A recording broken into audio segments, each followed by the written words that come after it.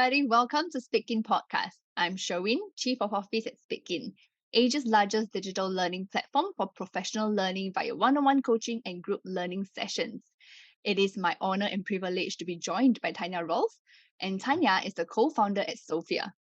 Sophia is a financial education platform for financial services companies and corporates who want to offer financial education to their female customers and employees. After years of working in corporate law firms and seeing huge gender issues, Tanya decided that it was time for a change and address gender equality. Today, we hear Tanya's journey, her experience, success, and challenges. So let's welcome Tanya. Hi So there. Tanya, hi. So I would like to find out more. What have been the 3 big milestones in your professional journey of co-founding Sophia? Okay.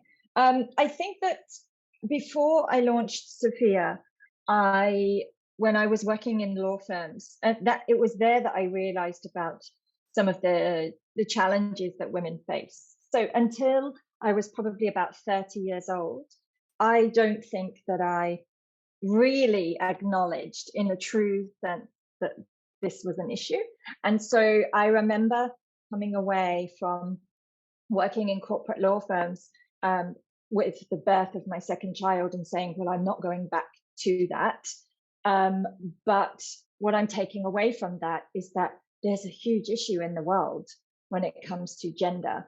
And I didn't know at that time what to do about that. But I knew that there was something wrong. And I'm a bit of an activist at heart. And so I knew that I filed that, shall we say.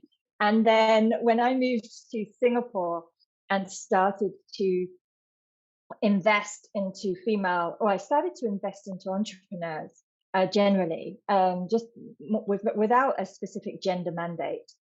And it took me about 5 minutes to realize that here in Singapore and Asia, and actually the whole world, but this is where I was based, there was a huge inequality when it came to female founders. And so I would say that was my second milestone. And I put that together with the first thing that I had filed a few years prior and said, aha, I get it now.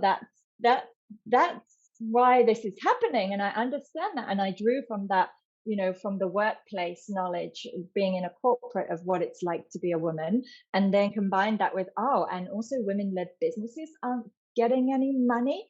Aha. And it was the birth of my child as well that really opened my eyes to the lack of things like women's health. And I realized then, like when I had my daughter, there were so few options in many regards around birthing, pregnancy, and things didn't feel like they had evolved. We live in an ultra high tech world. And yet when you turn up to the doctors because you're pregnant or you're giving birth, some of the methods, the equipment they're using look like they're from the Victorian era.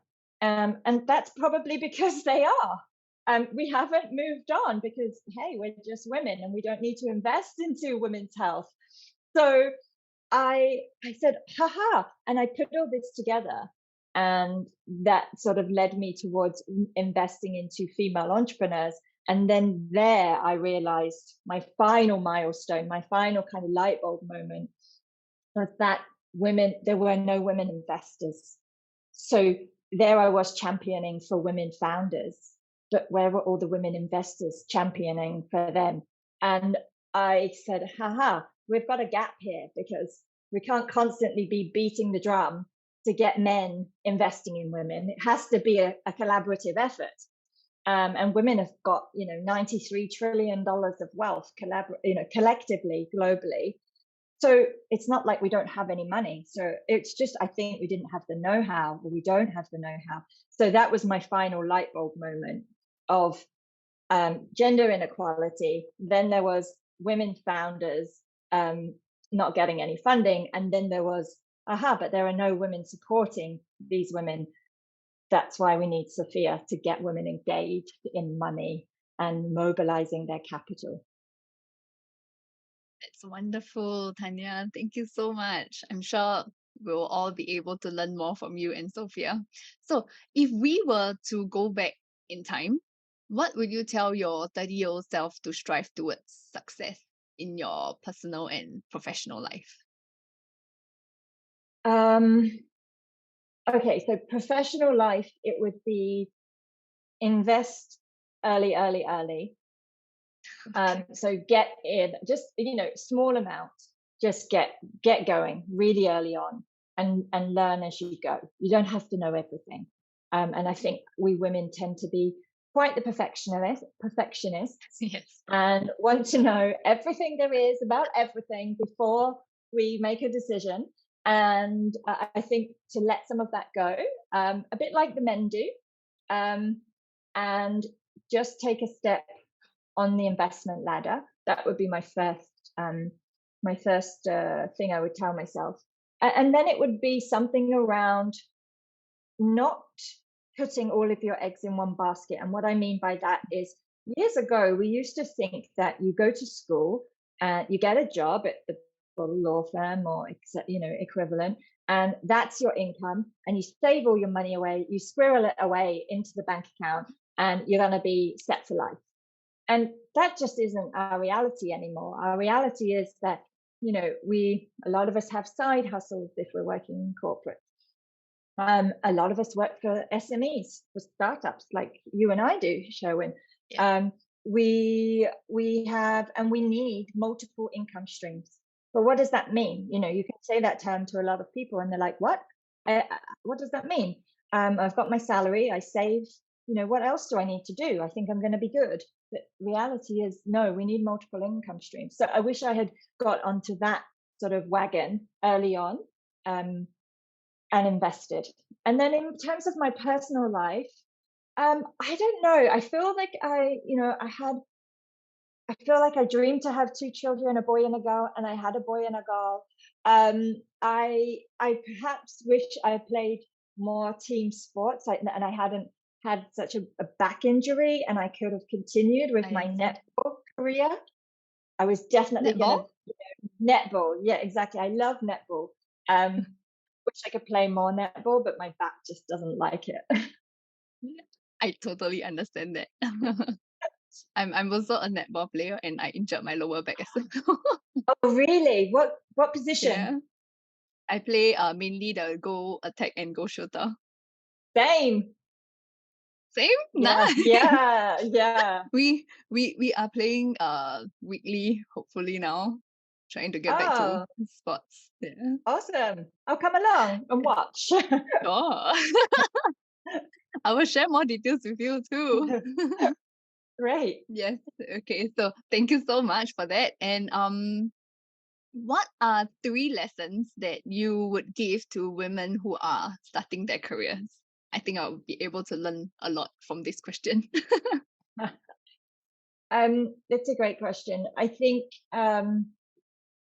one of the things I wish I had appreciated about myself, and I think this probably goes for a lot of young women, is we often tend to think that our opinion, our voice is not valid because we're so young or inexperienced. And, against the backdrop of people that have been in the industry, whichever industry you're in, for 20 years. But the reality is that the world is moving at such a pace that you, as a 25-year-old, probably have much better handle on, I don't know, let's say you work in sales or marketing, or you're using Instagram, you're using LinkedIn, you're using TikTok, whatever that is. Probably the reality is you have a better handle of that than these 20-year experienced people. So don't hold back in with your voice. You can obviously do everything in a respectful manner, but I think having the confidence to speak up is very important. And the second thing I would say is something that's really important is network.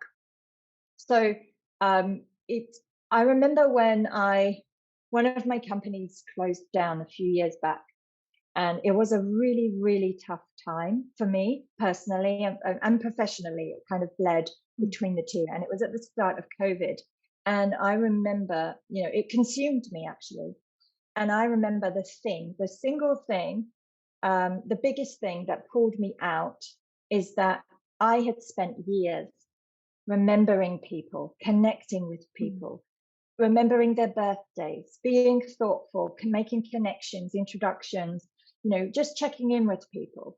And that pays dividends, because when you need that network, let's say you're looking for a new job, you lost your job, you move into a sales role and you need to connect with people in a certain industry. If you've got a network already, it's really, really valuable. So nurture your network and build your network and give as much as you take from it. And then the third thing would be a mentor, is to find one person that you really trust, at least one person. But I often find that, especially in the startup world, if you have 5-6 advisors, everyone gives you different advice because everything's an opinion. It's a bit like if you go to the doctor with a sore foot, you're going to probably get 5 different opinions because it's based on their experience as, a general practitioner, what they've seen before. So it's similar in an advisor. You're going to get 5 or 6 different opinions. So I would say pick 1 or 2 that you really trust and keep in close contact with them. Mentors for me have been significant. And now I would say I provide that role to two younger women. And because I really know the value of it. It's great. It's great. It's really very nice to hear. Yes. Okay, so you were talking about the mentor and the coaching part. So if you could, what is one example of a time where you had to mentor or coach a team member or a friend to help them improve themselves? Yeah, that's a good question. So and this was before in my law firm days, but I remember there was she was a friend actually. She was a bit younger than me, a little less experienced, and she was getting some feedback that she wasn't dressing appropriately. She wasn't communicating in the way that a big corporate law firm would expect one to, communicate and behave. She was casual, she was relaxed, and she had an accent. And in England, we're very hierarchical and classist about our accents. And so she didn't quite fit the mold. And I remember I was the person that had to give her this feedback. And it was a very tricky situation for me to do that.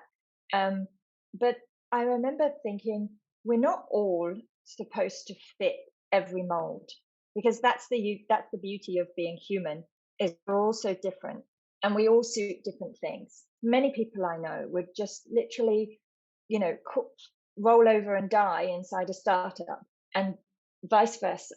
In a big corporate rigid environment, some of us don't do so well either. And I remember thinking and racking my brains as to how to handle this. And I thought, she's such a bubbly, lovely person, and she has so much to offer. She's just in the wrong environment. So I remember having to have that conversation with her, and it went along the lines of, this is the environment you're in, and this is your personality type and your approach and your style, communication style, and I don't see the two meeting in harmony. And that just means that you haven't found your people yet. You haven't found your place. And she said, yeah, you're so right. So instead of being told you need to change and fit and become, corporate in a black suit and be super quiet and speak when you're spoken to, she actually went off and found her own environment. And she's still in a small company now, and she's loving it. So I think it's possible, but it's super challenging. But I hope that I somehow impacted and influenced her for the better. I hope. Yes, I'm sure. When you were sharing that story, I was like, oh, I've been on the other side before. Yeah. Yeah. So I think she's very lucky and to have met you and for you to be able to share some very valuable feedback to her. So thank you so much, Tanya. I've really learned a lot from this, even though it's a very short podcast interview session, but I feel like I've learned a lot of things from this Good. conversation. Yes, and I'm sure a lot of our listeners will do too.